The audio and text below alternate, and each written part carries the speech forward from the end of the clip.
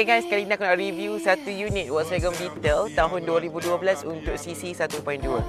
Dari segi design untuk kereta ni, daripada dulu lagi memang tak ketinggalan. Design dia sampai kini nampak cantik.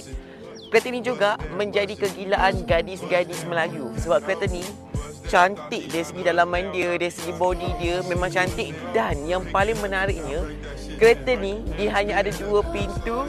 Lepas tu dia laju tau.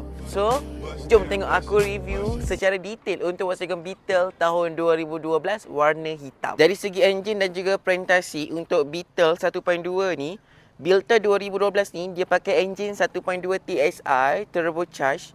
Output dia lebih kurang 105 dan 175 Nm torque. Jangan pandang rendah tau untuk Volkswagen Beetle ni, sebab walaupun enjin dia kecil, dia plus dengan turbo, membuatkan rasa ni rasa ringan dan playful. Torque 175 ni dia datang awal. Jadi 0 ke 60 km per jam dia mengambil masa yang sangat-sangat singkat. Dari transmisi dia guna 7 speed DSG, memang laju kalau korang bawa atas highway. Dari top speed dia boleh pergi 180 plus km per jam. Dari segi reka bentuk untuk Volkswagen Beetle 1.2cc tahun 2012, inilah seller point dia. Dari segi design yang ikonik sampai sekarang, lampu besar, body melengkung dan dekat bahagian belakang dia lebar sikit bagi rupa yang cute dan dia sporty. Untuk kereta ni memang magnet perhatian. Kena buat macam mana? Dari segi body, dari segi design dia memang cantik, memang nampak premium walaupun dah tahun 2025.